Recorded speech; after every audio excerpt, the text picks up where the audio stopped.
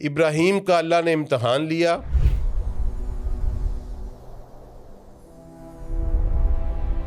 ان کو کسی آزمائش میں ڈالا، کسی ابتلا میں ڈالا، کچھ کلمات کے ذریعے سے۔ آپ کو سب کو پتہ ہے کہ وہ کس طرح کے امتحانات میں سے گزرے۔ ان کو آگ میں پھینکا گیا، وہ صابر رہے، مشکور رہے اللہ کے، اللہ نے بچا لیا۔ ہر غیر جانبدار بندہ یہ بات تسلیم کرتا ہے کہ رسول اللہ صلی اللہ علیہ وآلہ وسلم نے حکمران اپنے بعد کسی کو نامزد نہیں کیا، نہ جناب ابو بکر کو نامزد کیا، نہ جناب علی مولا علی علیہ السلام کو نامزد کیا۔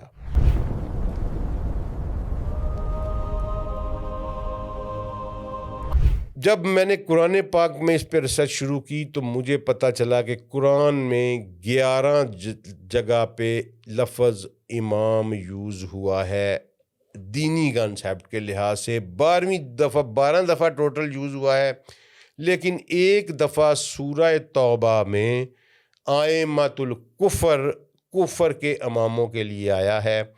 تو اللہ نے کہا کہ میرا عہد جو ہے وہ ظالموں تک نہیں پہنچے گا۔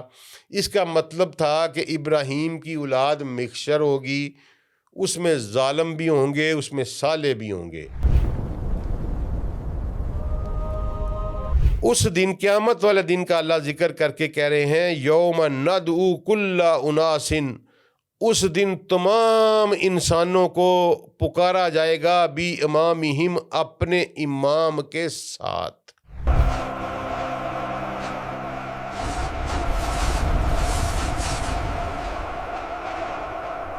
اسرائیل پر بہت ظلم ہوا اور زمین میں یہ پیس دیے گئے، اور تو پھر ہم نے چاہا کہ ہم ان پر کرم کریں، ہم ان کو فیور دیں، ہم ان کی کو گریس میں اضافہ کریں۔ اعوذ باللہ من الشیطان الرجیم، بسم اللہ الرحمن الرحیم، ربی ادخلنی مدخل صدق واخرجنی مخرج صدق واجعل لی من لدنک سلطانا نصیرا، اللہم صلی علی سیدنا محمد وعلی آلہ وصحابہ وازواجہ وبارک وسلم۔ السلام علیکم ورحمۃ اللہ۔ آج ہم اپنا قرآن کا اگلا لیسن شروع کریں گے۔ ہم آیت نمبر 120 تک جو ہے وہ پڑھ چکے ہیں، آج 121 نمبر آیت ہے۔ یہ پہلی 2 آیات میں آپ کو بتاؤں گا، اور اس کے بعد جو ہے نا بہت ہی امپورٹنٹ اور بہت زیادہ سینسٹیو ٹاپک جو ہے وہ آج ہم ڈسکس کرنے جا رہے ہیں۔ اور یہ اتنا زیادہ امپورٹنٹ ہے کہ اگر قرآن پاک کو ہم 1000 لیکچرز میں تقسیم کریں تو اس میں سے جو ٹاپ 10 کے جو لیکچرز ہوں گے سینسٹیوٹی اور امپورٹنس کے لحاظ سے، ان میں اس لیکچر کا شمار ہوگا انشاءاللہ۔ اور یہ بالکل آپ نے اس کو بڑی توجہ کے ساتھ، بہت سینسٹیو ہو کے آپ نے بھی اس کو سننا ہے۔ لیکن پہلے میں 2 آیات ہیں وہ میں بیان کر لوں، پھر سینسٹیو ٹاپک کی طرف آتے ہیں۔ آیت نمبر 121 ہے الذین آتیناہم الکتاب یتلونہ حتی تلاوتہ اولئک یؤمنون بہ ومن یکفر بہ فاولئک ھم الخاسرون۔ ایسے لوگ جن کو ہم نے کتاب دی ہے اور وہ اس کو ایسے تلاوت کرتے ہیں جیسے تلاوت کرنے کا حق ہے۔ اس میں ہم بھی آ جاتے ہیں، اہل کتاب دوسرے جو ہیں وہ بھی آ جاتے ہیں، لیکن اللہ نے کہا کہ اس کو ایسے پڑھتے ہیں جیسے پڑھنے کا حق ہے۔ پڑھنے کا حق کیا ہے؟ کہ اس کو سمجھا جائے، اس پر تفکر کیا جائے، اس پر غور کیا جائے۔ اولئک یؤمنون بہ، یہی لوگ ہیں جو اس پہ ایمان لاتے ہیں۔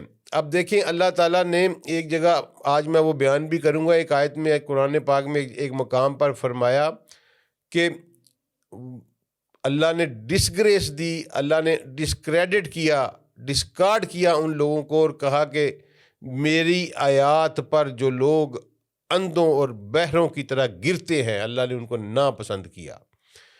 تو قرآن پاک کا پڑھنا جو ہے یتلونہ حق تلاوتہ، اس طرح پڑھتے ہیں، اس طرح تلاوت کرتے ہیں جیسے تلاوت کرنے کا حق ہے، میننگ دیر بائی کہ پورا تفکر کرتے ہیں اس کے اوپر، اولئک یؤمنون بہ، یہی لوگ ہیں جو اس پر ایمان رکھتے ہیں۔ کس پر؟ کتاب پر۔ یعنی کتاب کو آپ طوطے کی طرح فر فر پڑھتے جائیں اور آپ کے پلے کوئی چیز نہ پڑے، آپ کو یہ بھی نہ پتہ ہو کہ اس لفظ کا مطلب کیا ہے اور میں نے پڑھا کیا ہے، میرا رب مجھ سے کیا کہہ رہا ہے، کیا مانگ رہا ہے، کیا ڈیمانڈ کر رہا ہے، کس رستے پر چلنے کی کہہ رہا ہے، آپ کو بالکل پتہ نہ ہو، تو اللہ کے نزدیک اس کا مطلب یہ ہے کہ آپ اس کتاب پر ایمان نہیں رکھتے۔ اور اسی کو اللہ نے پھر آیت کے اگلے ٹکڑے میں بیان کیا ہے کہ وَمَن يَكْفُرْ بِهِ فَأُولَئِكَ هُمُ الْخَاسِرُونَ، اور جو اس سے کا انکار کرتے ہیں بے شک وہ لوگ ہمیشہ ہمیشہ کے خسارے میں چلے گئے، پرماننٹ لاس میں وہ چلے گئے۔ تو اب یہ خود ہم اندازہ کر لیں کہ اگر ہم قرآن کو اس طرح پڑھ رہے ہیں جس طرح پڑھنے کا حق ہے، تو اس کا مطلب ہے کہ ہم اس پہ ایمان رکھتے ہیں۔ لیکن ہم اگر اس کو صرف طوطے کی طرح فر فر پڑھ رہے ہیں تو اللہ کے نزدیک اس کا مطلب یہ ہے کہ ہم اس پر ایمان نہیں رکھتے۔ اگلی آیت ہے آیت نمبر 122، یا بنی اسرائیل اذکروا نعمتی التی انعمت علیکم وانی فضلتکم علی العالمین۔ یہ پھر وہی آیت پیچھے بھی آئی تھی، یہاں بھی ریپیٹ ہو رہی ہے۔ کیوں ریپیٹ ہو رہی ہے؟ یہ اگلی آیت بتائے گی کہ یہ کیوں ریپیٹ ہو رہی ہے۔ واتقوا یوما لا تجزی نفس عن نفس شیئا ولا یقبل منها عدل ولا تنفعها شفاعۃ ولا هم ینصرون۔ اچھا، یہ اس لیے یہاں یہ آیت ریپیٹ ہوئی کہ اسی اگلی آیت جو آیت نمبر 123 ہے وہ یہ بتا رہی ہے کہ اللہ نے بنی اسرائیل کو یہ جتلا ہے کہ میں نے تم پر احسانات کیے اور تمہیں عالمین پر فضیلت دی، لہٰذا تم ڈرو اس دن سے جس دن کوئی نفس، کوئی شخص کسی دوسرے شخص کے کام نہیں آئے گا، اور نہ ہی کسی سے کوئی معاوضہ قبول کیا جائے گا، کوئی بدلہ قبول کیا جائے گا، اور نہ ہی کسی کی شفاعت جو ہے وہ ان کو نفع دے گی، اور اور نہ ہی تمہاری مدد کی جائے گی۔ ان کا ایک نظریہ ہے کہ we are born for the paradise, ہم جنت کے لیے پیدا ہوئے ہیں، جنت میں صرف ہم ہی جائیں گے، ہمارا کوئی حساب کتاب نہیں ہوگا۔ یہ اہل یہود بنی اسرائیل اپنے دماغوں میں یہ خناس بھر کے بیٹھے ہوئے ہیں، اس لیے اللہ نے ان کو بتایا کہ میں نے تمہیں بالکل دی تھی عالمین پر فضیلت، لیکن اس کا یہ مطلب نہیں کہ تم ہر قانون سے آزاد ہو گئے ہو، لہذا ڈرو اس وقت سے جس دن کوئی کسی کے کام نہیں آئے گا، اور نہ ہی کسی کا کوئی معاوضہ، کوئی بدلہ قبول کیا جائے گا، نہ ہی سفارش قبول کی جائے گی، اور نہ ہی مدد کی جائے گی۔ اچھا جی، یہ آیت نمبر 124 ہے، یہ آیت ہے جی آج کا کرکس جو ہے وہ میں پڑھنے لگا ہوں۔ وَإِذْ ابْتَلَىٰ إِبْرَاهِيمَ رَبُّهُ بِكَلِمَاتٍ فَأَتَمَّهُنَّ، اور جب ابراہیم کو اس کے رب نے آزمایا، ابتلا ہم بھی کہتے ہیں، ٹھیک ہے جی، ابتلا کا لفظ اردو میں بھی یوز ہوتا ہے، تو ابتلا کا مطلب ہے کسی مصیبت میں ڈالنا، آزمانا۔ تو اللہ نے جب ابراہیم کو آزمایا بھی کلمات، کچھ کلمات سے، فَأَتَمَّهُنَّ، تو اس نے اس کو پورا کر دیا، اس آزمائش پہ پورا اترا۔ ابراہیم کا اللہ نے امتحان لیا، ان کو کسی آزمائش میں ڈالا، کسی ابتلا میں ڈالا، کچھ کلمات کے ذریعے سے۔ آپ کو سب کو پتہ ہے کہ وہ کس طرح کے امتحانات میں سے گزرے۔ ان کو آگ میں پھینکا گیا، وہ صابر رہے، مشکور رہے اللہ کے، اللہ نے بچا لیا۔ پھر بے اولاد تھے، بڑھاپے میں جا کے اولاد دی، جب بچہ چلنے پھرنے کے قابل ہوا تو حکم دے دیا گیا کہ اس کو ذبح کر دو۔ تو وہ ایک خواب کے ذریعے حکم دیا گیا، ڈائریکٹ حکم بھی نہیں دیا گیا، ایک خواب کے ذریعے، اور اس اللہ کے برگزیدہ پیغمبر نے، اس اللہ کے برگزیدہ خلیل نے اس خواب کو بھی حقیقت سمجھ لیا، بلکہ اور اپنے دل سے، اپنی جان سے عزیز بیٹا جو ساری 86 سال کی عمر میں اللہ سے مانگ کر لیا تھا، اس کے گلے پر چھری چلانے پہ آمادہ ہو گئے۔ تو پھر اللہ نے کہا کہ ابراہیم تم نے خواب کو سچ کر دکھایا۔ تو یہ ساری آزمائشوں میں جب وہ پورا اتر گئے تو قالا، اللہ کہتے ہیں میں نے اسے کہا انی جاعلک للناس اماما، میں نے تمہیں لوگوں کا امام بنا دیا ہے، انسانوں کا امام بنا دیا، انی جاعلک کا میں نے بنا دیا ہے یا بنا رہا ہوں، للناس اماما تمہیں انسانوں کا امام۔ قالا ومن ذریتی، ابراہیم نے کہا کہ میری اولاد میں سے بھی۔ قالا، اللہ نے کہا لا ینال عہد الظالمین، میرا عہد ظالموں تک نہیں پہنچے گا۔ رک جائیے یہاں پہ، میں نے اس آیت میں جو بیان کی ہے اس میں ہے کہ اللہ نے ابراہیم علیہ الصلاۃ والسلام کو امام بنا دیا انسانوں کا۔ یہ آیت سے نظریہ امامت نکلتا ہے۔ میں نے یہ ٹاسک جب شروع کیا تھا، میں نے آپ سے ایک وعدہ کیا تھا کہ میں اللہ کے فضل اور کرم سے فرقہ واریت کی سطح سے بلند ہو کر اپنے اللہ کو حاضر ناظر جان کر جتنا اپنی میکسیمم کوشش کے بعد جتنا شعور ملے گا، بغیر کسی تعصب کے، بغیر کسی فرقہ واریت کے، صرف اپنے اللہ اور رسول کی خوشنودی کے لیے اور اس کی امت کی ویلفیئر کے لیے میں آپ کو قرآن کے مطالب سمجھاؤں گا۔ یہ میرا وعدہ ہے، یہ قرآن کے اوپر میرا ہاتھ ہے، اور میرا وعدہ ہے کہ میں کسی قسم کی انشاءاللہ فرقہ بازی میں نہیں الجھوں گا۔ اس کی وجہ کیا ہے؟ اس کی وجہ یہ ہے کہ فرقہ واریت جو ہے وہ ایک زہر قاتل ہے، ایک ایسی چیز ہے۔ میں بہت بڑی بات کرنے لگا ہوں، لیکن یہ بات میں بڑا سالیڈیفائی ہو کے کرنے لگا ہوں۔ وہ بات یہ ہے کہ فرقہ واریت انسانوں کو، مسلمانوں کو پرٹیکولرلی شفاعت محمدی سے محروم کر دے گی۔ میری بات کو دوبارہ سن لیجئے کہ دین میں فرقہ بندی جو ہے وہ مسلمانوں کو، اسلام کے ماننے والوں کو شفاعت محمدی سے محروم کر دے گی۔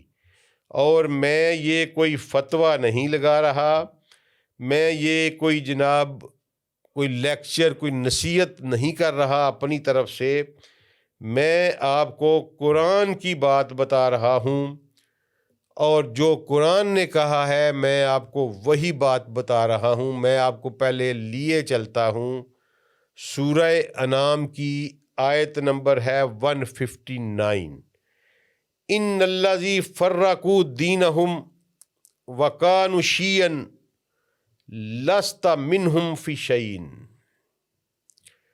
وہ لوگ جنہوں نے اپنے دین میں فرقہ بندی کی، ان الذین فرقوا دینہم، جنہوں نے اپنے دین میں تفریق پیدا کی، وکانوا شیعا، اور شیعہ ہو گئے یعنی گروہ بن گئے۔ یہ آج والے شیعہ نہ سمجھیے گا، وکانوا شیعا، اور گروہ بن گئے، مختلف فرقوں میں بٹ گئے، لست منہم فی شیء، کسی بھی چیز میں آپ کا ان سے کوئی تعلق نہیں ہے۔ اللہ اپنے رسول کو کہہ رہا ہے کہ اے میرے رسول محبوب صلی اللہ علیہ وآلہ وسلم، وہ لوگ جنہوں نے دین میں تفرقہ بازی کی اور وہ گروہوں میں بٹ گئے، شیعہ بن گئے، گروہوں میں بٹ گئے، تو کسی بھی چیز میں ان کی فی شیء، ان کی کسی بھی چیز میں آپ کا ان سے کوئی تعلق نہیں ہے۔ یہ نہیں کہا، ذرا قرآن کے اسلوب کے اوپر غور کریے گا، قرآن نے یہ نہیں کہا کہ ان کا آپ سے کوئی تعلق نہیں ہے۔ میرے بھائیوں، میری بہنوں، یہ بات نہیں کہی کہ ان کا آپ سے کوئی تعلق نہیں ہے، یہ کہا ہے کہ آپ کا ان سے کوئی تعلق نہیں ہے۔ جو بھی دین اسلام میں فرقہ بندی کرے گا، رسول اللہ صلی اللہ علیہ وآلہ وسلم کا اس سے کوئی تعلق نہیں ہوگا، اور جس سے رسول اللہ صلی اللہ علیہ وآلہ وسلم کا کوئی تعلق نہیں ہوگا، اس سے شفاعت محمدی بھی نصیب نہیں ہوگی۔ اس لیے یہ بڑا ہی سینسٹیو ہے کہ دین میں کوئی تفرقہ نہیں، دین میں کوئی فرقہ بندی نہیں۔ جہلوں کی طرح اللہ کو دھوکہ دینے کے لیے آپ جو مرضی نام اس کا رکھ لیں، اسکول آف تھاٹ کہہ لیں، آپ اس کو پتہ نہیں کیا کیا نام انہوں نے رکھے ہوئے ہیں، ٹھیک ہے جی آپ، لیکن وہ فرقہ ہے، کیونکہ اللہ نے کیٹاگوریکل کہہ دیا کہ ملت ابیکم ابراہیم، تم اپنے باپ ابراہیم کی ملت ہو، وَهُوَ سَمَّكُمُ الْمُسْلِمُ، اور اس نے تمہارا نام مسلم رکھا ہے۔ ہمارے باپ نے ہمارا نام مسلم رکھا ہے، میرے نام کے آگے اور پیچھے کچھ نہیں لگ سکتا، اگر لگے گا تو میں محمد صلی اللہ علیہ وآلہ وسلم کے تعلق سے محروم کر دیا جاؤں گا۔ اور یہ بھی میں اپنے آپ سے نہیں کہہ رہا، میں کوئی یہ فتویٰ نہیں دے رہا، یہ قرآن کی جو میں نے سورہ انعام کی آیت نمبر 159 پڑھی ہے، اس سے 160 میں اللہ نے انعام بیان کیا، 161 میں اللہ اپنے رسول کو کہہ رہے ہیں کہ آپ انہیں کہہ دیں کہ میرے اللہ نے مجھے ہدایت دی ہے ایک صراط مستقیم پر، دیناً قیماً، ایک مضبوط دین پر، ملت ابراہیم حنیفہ، ابراہیم کی ملت پر جو کہ حنفی تھے، حنیفہ تھے۔ اچھا، یہ اب اللہ کے رسول کو بھی اللہ یہی کہہ رہے ہیں کہ آپ انہیں کہیں کہ میں ملت ابراہیمی کے اوپر ہوں۔ ہم کس بات کی مولی ہیں؟ کسی مسلمان کو یہ حق حاصل نہیں کہ وہ رسول اللہ صلی اللہ علیہ وآلہ وسلم کی امت میں تفرقہ پیدا کرے اور گروہ بنائے۔ اب ہوا کیا، یہ جو آیت میں کیوں کہہ رہا ہوں کہ یہ سب سے امپارٹنٹ آیت ہے، کیونکہ اس سے نظریہ امامت نکلتا ہے۔ ہمارے دو بڑے فرقے بنے، دو بڑے گروہوں میں یہ امت تقسیم ہو گئی، ایک کو اہل تشیع یا شیعہ کہتے ہیں، ایک کو اہل سنہ یا سنی کہتے ہیں۔ ان دونوں کے درمیان میں انہوں نے ہی سارا فساد ڈالا، ان دونوں گروہوں نے آج تک ڈلتا چلا آ رہا ہے۔ لیکن ذرا غور کریں کہ ان دونوں گروہوں کے درمیان سب سے بڑا جو اختلاف ہے نا جی، وہ نظریہ امامت کا ہے۔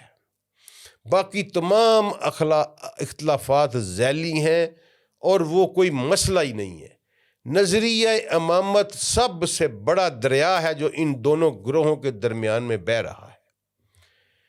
اہل تشیع کا یہ موقف ہے کہ رسول اللہ صلی اللہ علیہ وآلہ وسلم کی خاتم النبوت کے بعد جب نبوت ختم ہو گئی تو امامت کا سلسلہ اس امت میں رائج کیا گیا، اور جناب مولا علی علیہ السلام اس امت کے پہلے امام بنائے گئے، اور پھر سب سیکوینٹلی ان کی اولاد میں سے 11 امام اور آئے، اور 10 امام جو تھے وہ ظاہر ہوئے، 12ویں یعنی ایک تو ہو گئے مولا علی، ان کے بعد ان کی اولاد میں سے 10 جناب حسین علیہ السلام کی اولاد میں سے 10 آئے، مولا علی، حسین اور ان کا آگے ان کی اولاد میں سے، تو یہ ہو گئے 11۔ 12ویں امام جو تھے وہ بچے تھے، ان کو چھپا دیا گیا دشمنوں کے ڈر سے، پھر وہ غیابت صغریٰ میں رہے، کچھ لوگوں کے ساتھ رابطہ کرتے رکھے رہے اور اس کے ذریعے احکامات نافذ کرتے رہے،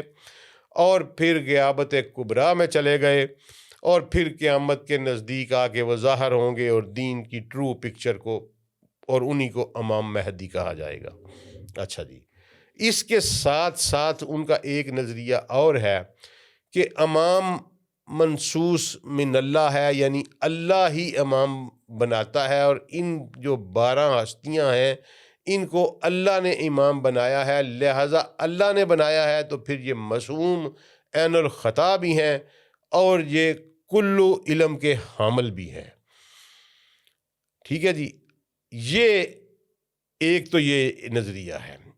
انہی میں سے ایک گروہ ہے جو یہ کہتا ہے کہ امامت جو ہے وہ نبوت سے افضل ہے، اور یہ انہی میں سے ایک واسٹ میجارٹی ہے، واسٹ ویمنٹلی واسٹ میجارٹی ہے جو یہ سمجھتی ہے کہ جناب مولا علی علیہ السلام جو ہیں وہ رسول اللہ صلی اللہ علیہ وآلہ وسلم کے بعد تمام انبیاء سے افضل ہیں، اور کچھ لوگ یہ سمجھتے ہیں کہ رسول اللہ صلی اللہ علیہ وآلہ وسلم اور اولو العزم جو رسولان ہیں ہمارے 5-7 جو بڑے رسول ہیں، بڑے جن کا امپیکٹ ہے، ان کے علاوہ مولا علی علیہ السلام جو ہیں سارے انبیاء سے افضل ہیں، اور ان کا یہ ماننا ہے کہ امامت جو ہے وہ انسٹیٹیوٹ جو ہے وہ نبوت سے بڑا انسٹیٹیوٹ ہے۔ رسول اللہ صلی اللہ علیہ وآلہ وسلم کو وہ کیوں افضل مانتے ہیں مولا علی سے، یا ان کی نظر میں امام علی سے، کہ رسول اللہ صلی اللہ علیہ وآلہ وسلم رسول بھی ہیں اور امام بھی ہیں، تو اس نظریے سے رسول اللہ صلی اللہ علیہ وسلم افضل ہے مولا علی سے۔ باقی تمام انبیاء جو ہیں وہ نیچے ہیں اور مولا علی علیہ السلام ان سے افضل ہیں۔ یہ نظریہ امامت ہے جو میں نے ان دا نٹ شیل ان سمری آپ کو پریزنٹ کیا ہے، اور اس میں جن لوگوں کو وہ امام قرار دیتے ہیں، امام علی علیہ السلام سے لے امام حسن، امام حسین، امام زین العابدین، امام محمد باقر علیہ السلام، امام جعفر صادق، امام موسیٰ کاظم، اس طرح امام نقی، امام حسن عسکری، اس طرح 12واں امام علی رضا، پھر امام حسن عسکری، یعنی 12 تک پہنچتے ہیں۔ یہ سارے کے سارے رسول اللہ صلی اللہ علیہ وآلہ وسلم کے بچے ہیں، سیدی رسول اللہ صلی اللہ علیہ وآلہ وسلم کی نسل پاک سے ہیں، اور پوری امت کا اس کے اوپر اتفاق ہے کہ یہ جو 11 یا 12 بندے ہیں بالحاظ تقوی، بالحاظ عبادت، بالحاظ ریاضت، بالحاظ سخاوت، بالحاظ دین، بالحاظ علم، اپنے اپنے زمانے میں ان کا کوئی پیرلر نہیں تھا، اس میں کوئی شک نہیں ہے، اس میں بالکل یہ آنیسٹ اوپینین ہے کہ ان جیسے لوگ، ان جیسے افراد اپنے اپنے زمانے میں ان کے کوئی پائے کا کوئی تھا ہی نہیں۔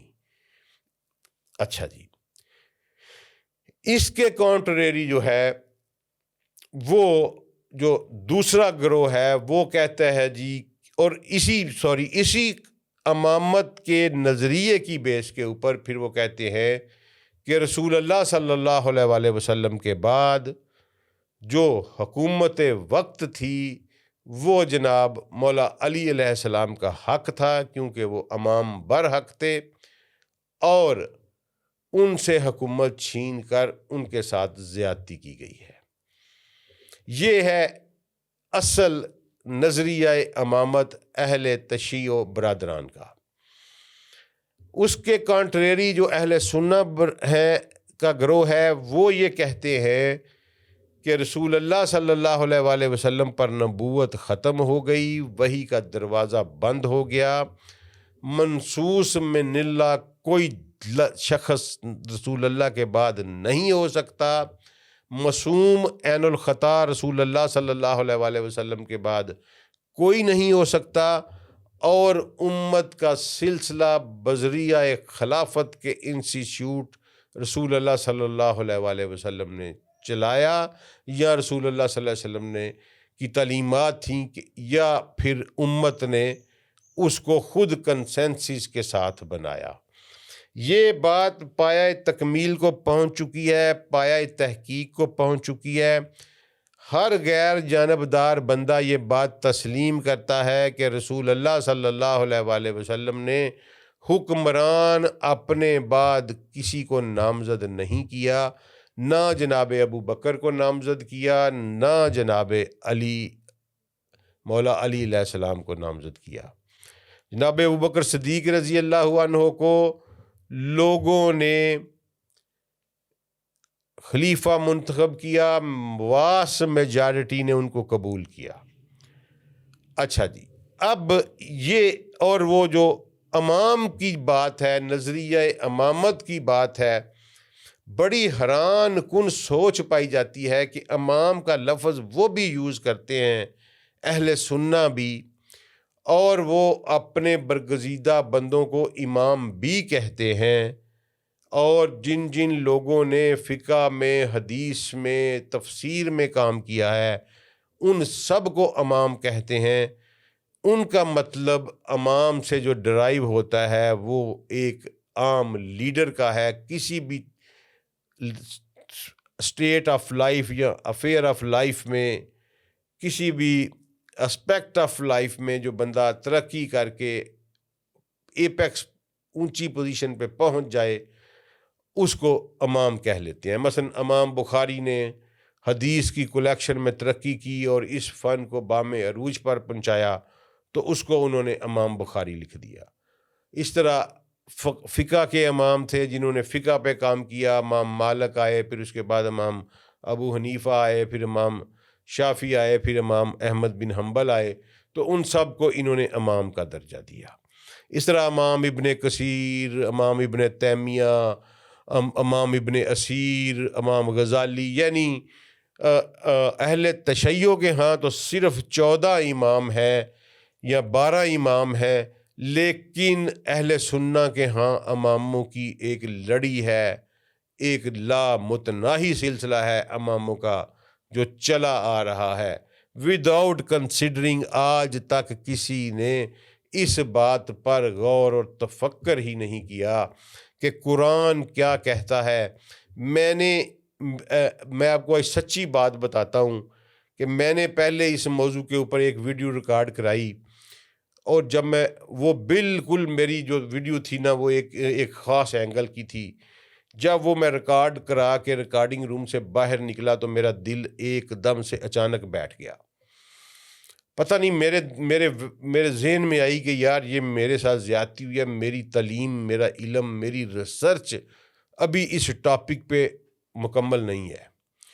میں نے پھر اس کو ڈیلیٹ کروایا، پھر اس پہ جا کے میں نے محنت کی، سارے ریفرنس لیے، کیونکہ یہ بڑا ہی سینسٹیو مسئلہ ہے۔ اگر ہم جو اہل تشیع کی بات ہے وہ مان لیں کہ امام منصوص من اللہ ہے، اگر وہ بات ٹھیک ہے تو ان کو نہ ماننا ایک بہت بڑے گمراہی میں اور بہت بڑے گڑھے میں لے جائے گا۔ اور اگر اہل سنت کی بات مان لیں کہ امام منصوص من اللہ نہیں ہے اور امام کوئی بھی ہو سکتا ہے، تو پھر وہ امامت کا جو نظریہ ہے وہ سمجھ لیں کہ جس کا پنجابی میں ہم کہتے ہیں رل جاتا ہے یا ٹکے ٹوکری ہو جاتا ہے۔ کس طرح سے؟ جب میں نے قرآن پاک میں اس پہ ریسرچ شروع کی تو مجھے پتہ چلا کہ قرآن میں 11 جگہ پہ لفظ امام یوز ہوا ہے دینی کانسیپٹ کے لحاظ سے، 12 دفعہ ٹوٹل یوز ہوا ہے، لیکن ایک دفعہ سورہ توبہ میں ائمۃ الکفر، کفر کے اماموں کے لیے آیا ہے۔ امام کا لفظ عربی ڈکشنری میں، عربی گرامر میں لیڈر کے لیے بھی بولا جاتا ہے اور ہر اس جاندار یا بے جان چیز کے لیے بھی بولا جاتا ہے جو سامنے ہو اور جس کو فالو کیا جائے۔ ٹھیک ہے جی، وہ امام بھی ہوتا ہے۔ لیکن قرآن نے اس کے بارے میں کیا کہا؟ سب سے پہلے جو آیت میں نے آج آپ کو 124 نمبر پڑھی، جس میں اللہ نے کہا کہ میں نے ابراہیم کو آزمایا کچھ کلمات کے ذریعے سے اور اس نے اس کو پورا کر دیا، تکمیل کر دی، وہ پورا اترا اس آزمائش پہ، تو میں نے کہا کہ میں نے تمہیں انسانوں کا امام بنا دیا ہے۔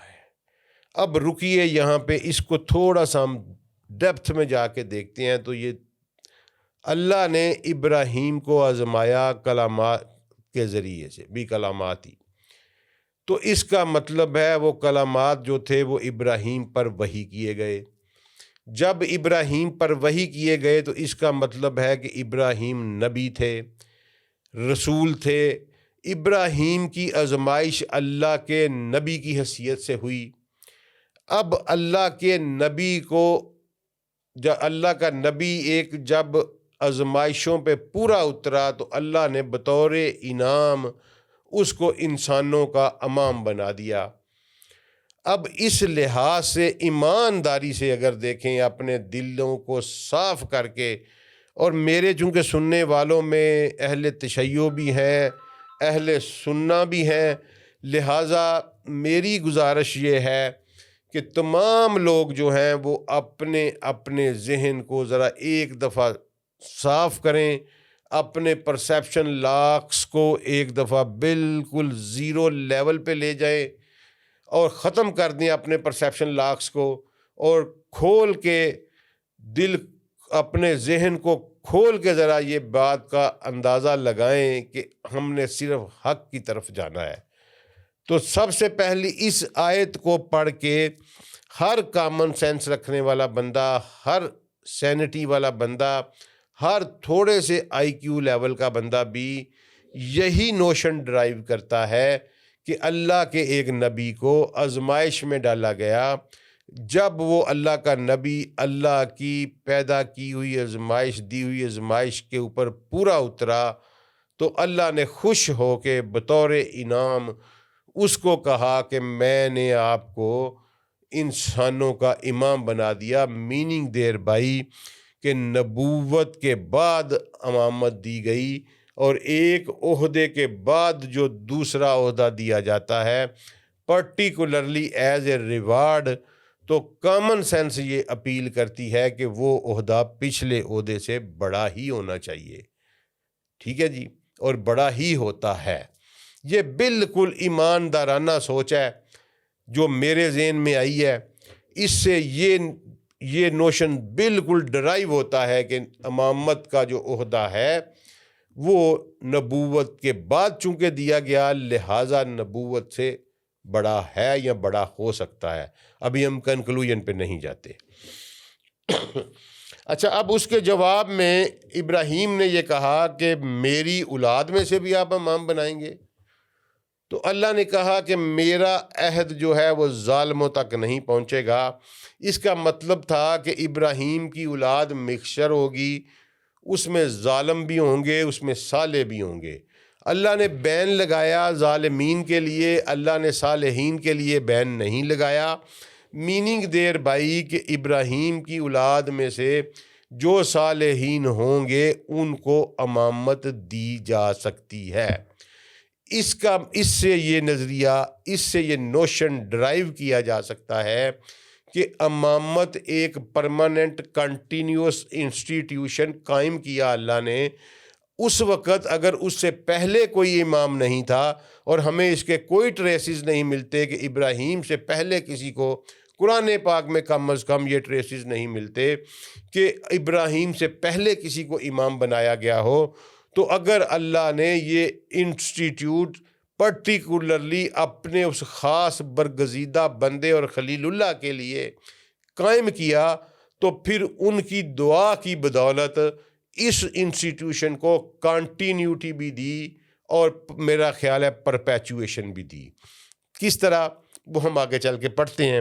سب سے پہلے ہم کر لیں کہ پورے قرآن پاک میں یہ لفظ دین کے حوالے، اسلام کے حوالے سے 11 دفعہ آیا ہے، اور 1 دفعہ ائمۃ الکفر کے، اس کو میں ڈسکارڈ کر رہا ہوں، ائمۃ الکفر سورہ توبہ والا۔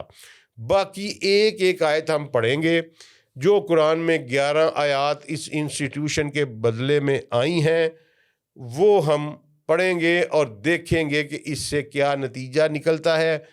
پھر ہم مل کر اپنے تصبات سے بالا تر ہو کر کوئی نتیجہ نکالیں گے۔ میں آپ کی مدد کروں گا، آپ میری مدد کریے گا۔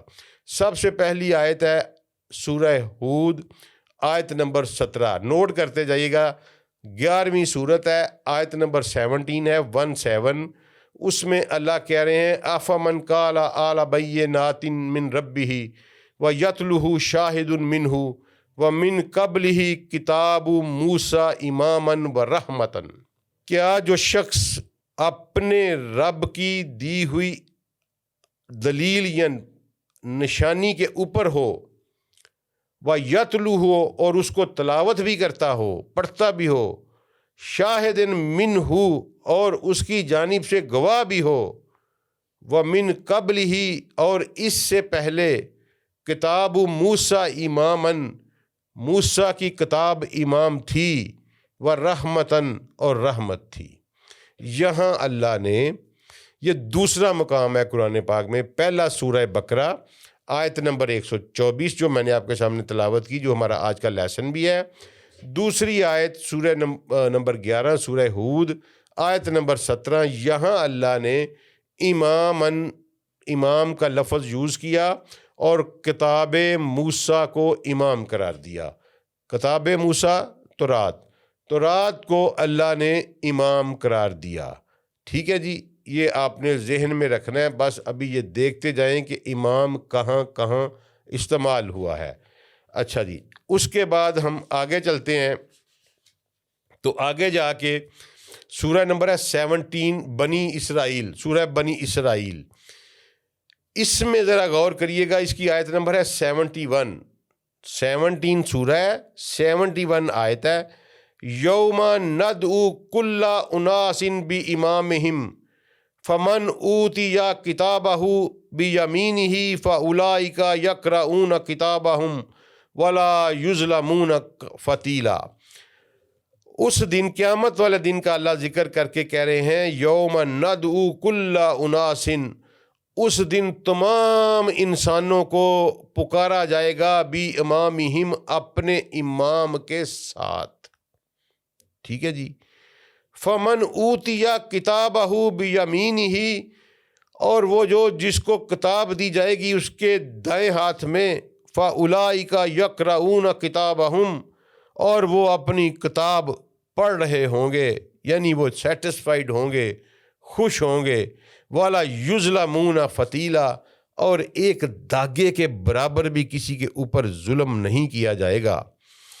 اب یہ دیکھیں کہ یہاں اس آیت میں سورہ بنی اسرائیل 71 آیت نمبر ہے، اللہ کہہ رہا ہے کہ اس دن تمام انسانوں کو پکارا جائے گا اپنے امام کے ان کے امام کے ساتھ، بھی امامہم، ان کے امام کے ساتھ۔ اس کا مطلب ہے کہ جتنے بھی گروہ ہوں گے اللہ کی کتاب میں، ہر انسان کے گروہ کا کوئی نہ کوئی امام ہے، چاہے وہ ائمۃ الکفر میں سے ہے، چاہے وہ ائمۃ الایمان یا ائمۃ الدین میں سے ہے، کیونکہ یہ آیت واضح طور پر کہہ رہی ہے کہ یوم ندعو کل اناس بامامہم۔ اب یہاں میں دوبارہ آپ کو ڈکشنری پہ لے کے چلتا ہوں کہ ڈکشنری میں امام کا مطلب ہے کہ وہ لیڈر جس کو فالو کیا جائے، ایسی چیز جو آپ کے آگے چلے اور آپ اس کے پیچھے چلیں، چاہے جاندار ہو چاہے بے جان ہو، یہی ڈکشنری میں لکھا ہوا ہے، اس کو امام کہا جائے گا۔ یہ اس کی ڈیفینیشن ہے۔ اس کے علاوہ جو بزرگان دین نے پھر ڈیفینیشن کی، انہوں نے کہا امام 2 دفعہ ماں کا صیغہ نکلتا ہے، تو یہ وہ شخص ہوتا ہے جو اپنے فالورز کو سگی ماں سے زیادہ اپنے فالورز کا خیال رکھتا ہے، وہ پیشوا ہوتا ہے، وہ امام ہوتا ہے۔ لیکن اللہ نے یہاں کہا کہ میں قیامت والے دن ہر شخص کو اس کے امام کے ساتھ بلاؤں گا، اور جس کے ہاتھوں میں، جن لوگوں کے دائیں ہاتھ میں کتاب دی جائے گی، وہ اپنی کتاب پڑھنا شروع کر دیں گے، اور کسی پر ایک ذرے برابر یا داغے برابر بھی ظلم نہیں ہوگا۔ اس کے بعد اگلی آیت آتی، یہ دوسری آیت ہوگی جی۔ تیسری آیت سورہ انبیاء کی آتی ہے، وہ ہے وَجَعَلْنَهُمْ آئِمَةً يَهْدُونَ بِأَمْرِنَا وَأَوْحَيْنَا إِلَيْهِمْ فِعْلَ الْخَيْرَاتِ وَإِقَامَ الصَّلَاةِ وَإِيتَاءَ الزَّكَاةِ وَكَانُوا لَنَا عَابِدِينَ۔ یہ سورہ انبیاء کی ہے، آیت نمبر 73، 73، 21 نمبر سورت ہے، 73 نمبر آیت ہے۔ اس کو سمجھنے کے لیے آیت نمبر 72 پڑھنا ضروری ہے، کیونکہ وہ اسی سے منسلک ہے۔ آیت نمبر 72 یہ کہہ رہی ہے، ہم نے ابراہیم کو اسحاق عطا فرمایا اور پھر مزید یعقوب عطا کیا، اور ہر ایک کو ہم نے صالح بنایا، اور آیت نمبر 73 جو میں نے آپ کے سامنے تلاوت کی، وَجَعَلْنَهُمْ آئِمَةً، اور ہم نے ان کو امام بنایا، آئمہ بنایا، کن کو؟ ابراہیم کو، اسحاق کو، یعقوب کو۔ وَجَعَلْنَهُمْ آئِمَةً يَهْدُونَ بِأَمْرِنَا، جو ہمارے حکم سے ہدایت کی تعلیم دیتے تھے لوگوں کو۔ وَأَوْحَيْنَا، اور ہم نے ان پر وحی کی، وَأَوْحَيْنَا إِلَيْهِمْ، ہم نے ان کی طرف وحی کی، فعل الخیراتی، خیر کے کاموں کی، وَإِقَامَ الصَّلَاةِ، اور صلاۃ کی اقامت کی، وَإِيتَاءِ الزَّکَاةِ، اور زکوٰۃ ادا کرنے کی، وَكَانُوا لَنَا عَابِدِينَ، اور وہ سارے کے سارے میرے ہی عابد تھے، میری ہی عبادت کرتے تھے، میرے ہی عابد تھے، ہمارے ہی عابد تھے۔ یہ دیکھیے جی، یہاں اللہ تعالیٰ نے پھر کہا، یعنی اس لیے میں نے آپ کو یہ کہا کہ ابراہیم نے جب یہ دعا مانگی کہ میری اولاد میں سے بھی امام ہونے چاہیے، تو اللہ نے اگر یہ انسٹیٹیوٹ اس وقت قائم کیا تھا تو اس کا مطلب ہے کہ اللہ نے یہ انسٹیٹیوٹ کو پھر کنٹینیوٹی دی۔ اب آگے ہم دیکھتے ہیں کہ اب پرپیچویشن بھی دی اس کو، یعنی کنٹینیوٹی یہ ہوتی ہے کہ اس کا تسلسل رکھا، پرپیچویشن یہ ہوتی ہے کہ ہمیشہ ہمیشہ کے لیے تسلسل رکھا۔ یہاں تک تو ہمیں پتہ چل گیا کہ کنٹینیوٹی ہے، کیونکہ اللہ نے ان کی فوری اولاد ابراہیم کی جو تھی یقیناً وہ صالح اولاد تھی، اور وہ ساری کی ساری نبی تھے، اللہ کے رسول تھے۔ تو پھر اللہ نے انہیں کہا کہ ہم نے اسے اسحاق عطا فرمایا، اور یعقوب اس کے علاوہ مزید عطا کیا، اور ان کو ہر ایک کو ہم نے صالح بنایا، ٹھیک ہے۔ اور صالح کے ساتھ وعدہ تھا اللہ کا کہ صالحین میں سے میں امام اٹھاؤں گا۔ یہ بالکل وہی جو پچھلی آیت ہم نے پہلی پڑھی تھی سورہ جو ہمارے لیسن ہے آج سورہ بقرہ کی، اسی آیت کے ساتھ یہ مل رہی ہے، اور اسی کے پیرافرنیلیا میں آ کے یہ آگے چل رہی ہے۔ تو وہ چونکہ صالح تھے، اللہ نے کہا وہ ہم نے ہر ایک کو صالح بنایا، اور وَجَعَلْنَهُمْ آئِمَةً، اور ہم نے انہیں امام بنایا، یہدون بِأَمْرِنَا، جو ہمارے حکم سے ہدایت دیتے تھے، ان پر وحی کی کہ اچھے کاموں کی، اقامۃ الصلاۃ کی، زکوٰۃ کی، اور وہ ہمارے ہی عابد تھے۔ اس کا مطلب ہے کہ انہیں اللہ نے امام بنایا، اور اللہ نے اس انسٹیٹیوٹ کو ابراہیم کی صالح اولاد میں کنٹینیوٹی دی، لیکن بنایا اللہ نے، کیپ ان مائنڈ۔ وَجَعَلْنَهُمْ، ہم نے بنایا، آئِمَةً، انہیں امام۔ اچھا جی، اس سے آگے آگئی جی سورہ نمبر تھی جی 21، اور اس کی آیت نمبر تھی 72 73۔ آگے آ جاتی ہے سورہ نمبر 28، سورہ کا نام ہے قصص، اور اس کی آیت ہے جی نمبر 5۔ بڑی یہ بھی بنی اسرائیل سے ہی متعلقہ آیت ہے، اور اللہ تعالیٰ اس سے پچھلی آیت میں کہہ رہے ہیں کہ فرعون نے بنی اسرائیل پر قبضہ کیا ہوا تھا، وہ ان کے بیٹوں کو ذبح، وہ ساری بات چل رہی ہے۔ یہ جو آیت میں ریفرنس میں لے کے آیا ہوں، یہ آیت نمبر 5 ہے سورہ قصص کی۔ وَنُرِيدُ أَن نَّمُنَّ عَلَى الَّذِينَ اسْتُضْعِفُوا فِي الْأَرْضِ وَنَجْعَلَهُمْ آئِمَةً وَنَجْعَلَهُمُ الْوَارِثِينَ۔ وَنُرِيدُ، اور ہم نے چاہا، ان نمنا، ہم منا کہتے ہیں گریس دینے کو، فیور دینے کو، ٹھیک ہے جی، گریشیسلی کسی کو فیور، کسی کی آنر آپ بڑھاتے ہیں، شاید فائدہ بھی دیتے ہیں، اس کو منا کہتے ہیں۔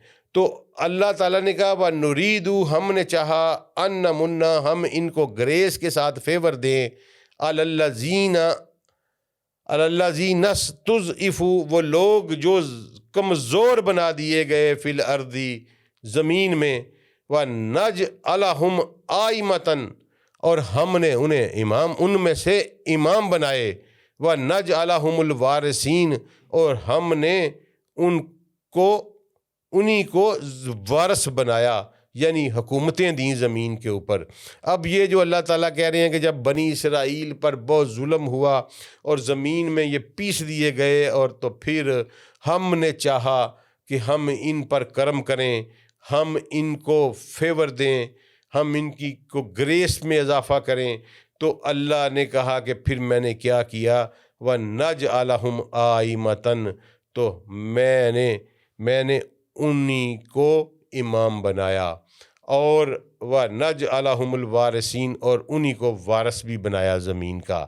اس کا مطلب ہے کہ یہ آیت پھر یہ ثابت کر رہی ہے کہ نہ صرف ابراہیم کی اگلی نسل اسحاق، ان کی اگلی نسل یعقوب امام تھی، بلکہ موسیٰ علیہ السلام کے دور میں جب پیس کر رکھ دیے گئے بنی اسرائیل، تو اللہ نے اسی ابراہیم کی اولاد میں سے پھر موسیٰ علیہ السلام کی امت میں امام بنائے۔ یہ آیت واضح کر رہی ہے کہ امامت کا انسٹیٹیوٹ کنٹینیوٹی رکھتا ہے۔ اچھا جی، اس کے بعد اسی سورہ کی، سورہ قصص 28 کی آیت نمبر 41 ہے۔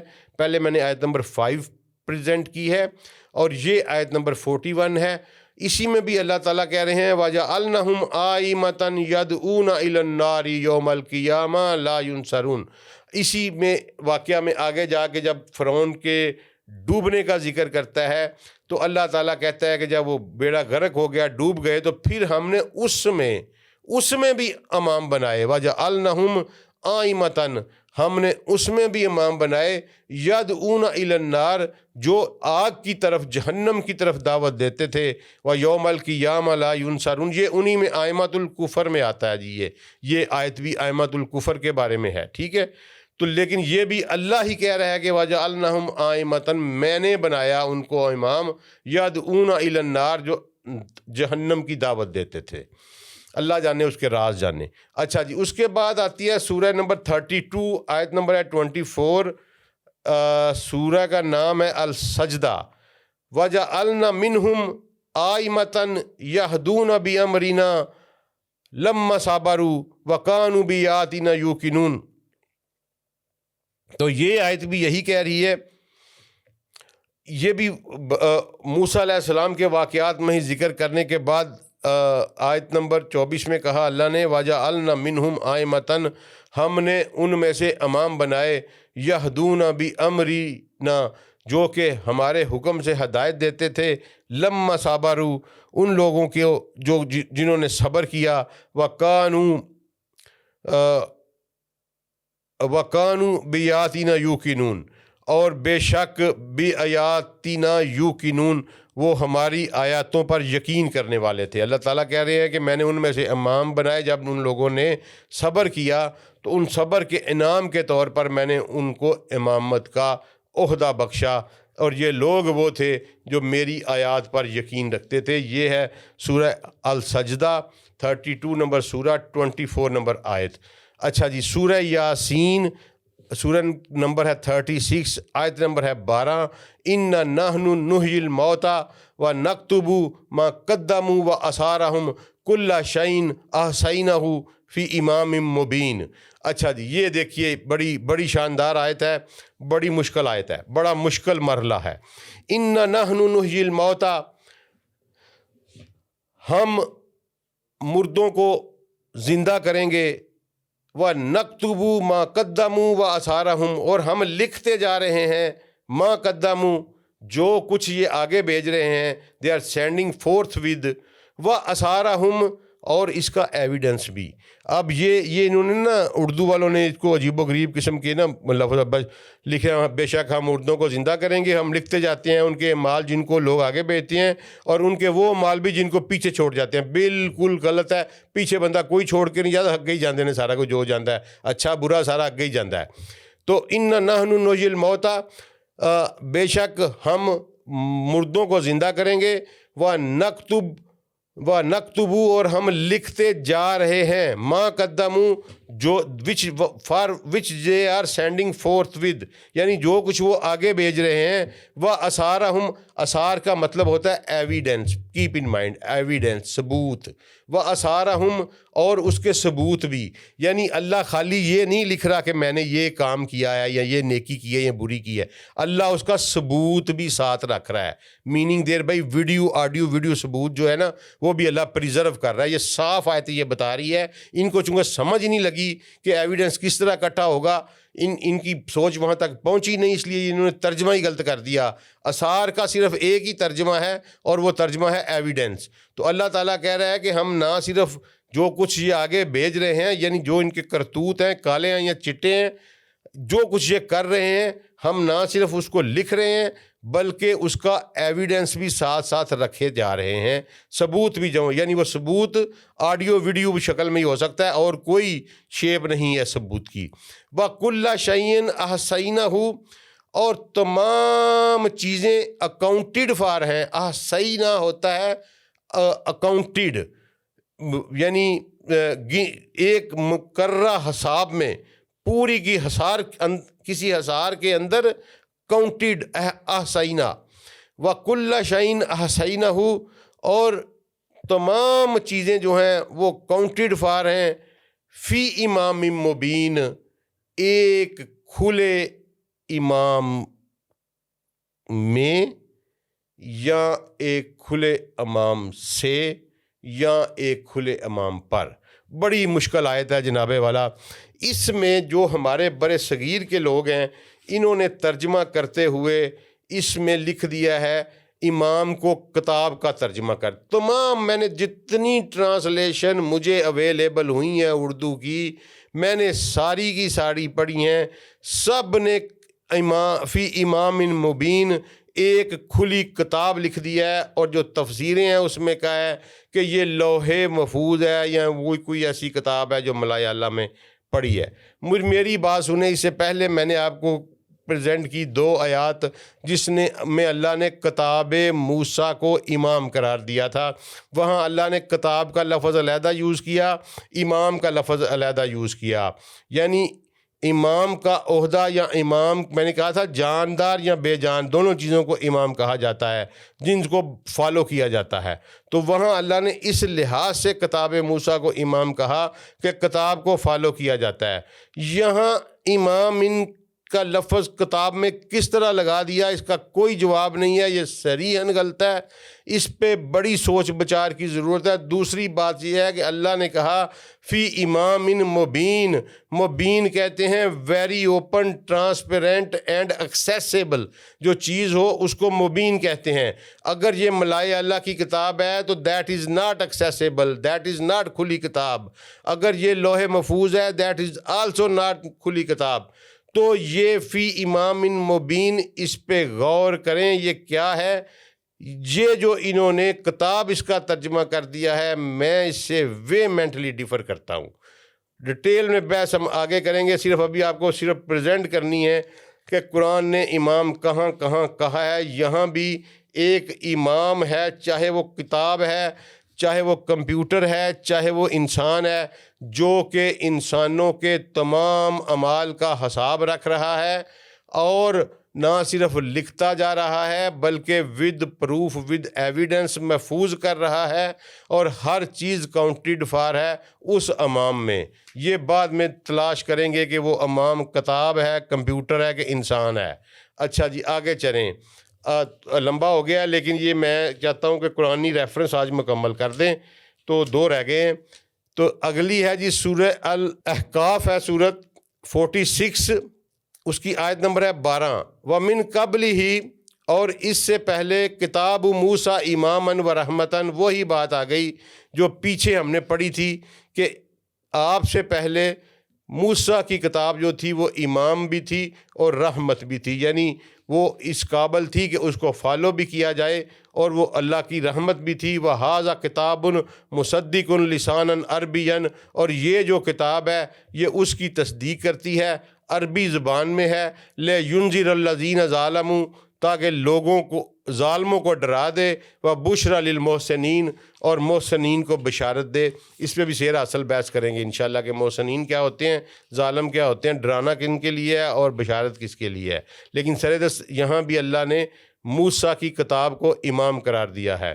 اچھا جی آخری ریفرنس ہے 75 نمبر سورہ القیامہ، اس میں اللہ نے یہ کہا، یہاں پھر انہوں نے بڑی ڈنڈی ماری ہے، بل یرید الانسان لیفجر امامہ، بلکہ انسان تو یہ چاہتا ہے لیفجر، کہ وہ مسلسل بیڈ گندے کام کیے جائے، امامہ، اپنے امام کے ساتھ۔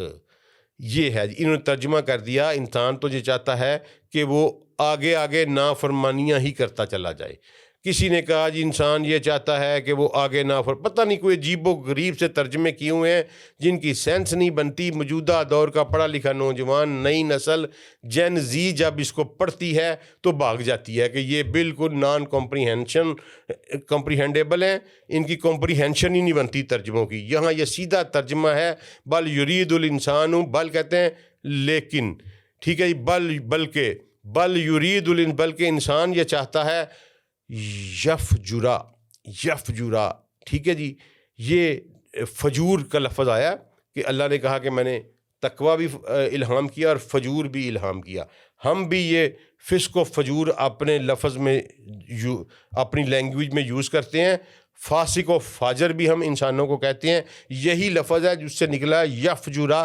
یفجرا کا مطلب ہے کہ continuously doing the wrong deed امامہ، اپنے امام کے ساتھ۔ یہاں اللہ کہہ رہا ہے کہ انسان چاہتا ہے کہ وہ اپنے امام کے ساتھ بے ایمانیاں فراڈ کرتا جائے اور اس کے ساتھ رانگ ڈوئنگ کرتا چلا جائے۔ یہ 11 نشان ہیں جی امام کے۔ اس سے ایک صرف کنکلوژن میں ڈرا کر رہا ہوں، دو کنکلوژن ڈرا کر رہا ہوں۔ وہ مجھے امید ہے کہ پوری امت میرے ساتھ اتفاق کرے گی، یعنی امت کے تمام مکاتب فکر۔ ایک یہ کہ جو انسٹیٹیوٹ آف امامت ہے یہ اللہ نے قائم کیا، اور دوسرا کنکلوژن یہ ہے کہ اللہ نے اس کو کنٹینیوٹی دی، اس کو وہاں بلاک نہیں کر دیا ابراہیم علیہ السلام پر، بلکہ آگے ان کی اولاد کے صالحین میں سے بھی امام اٹھائے، اور انہی کی بچے کے اوپر انہی کی اولاد میں سے ایک شخص موسیٰ علیہ السلام پر جب کتاب نازل ہوئی تو اس کتاب کو بھی امام قرار دیا۔ اس کا مطلب ہے کہ انسٹیٹیوٹ جو تھا وہ ابراہیم کے بعد بھی کنٹینیو رہا۔ آج اتنا ہی، یہ 2-3 شاید گھنٹے لے، لیکن صبر سے یہ ہے بہت امپارٹنٹ۔ السلام علیکم ورحمۃ اللہ وبرکاتہ۔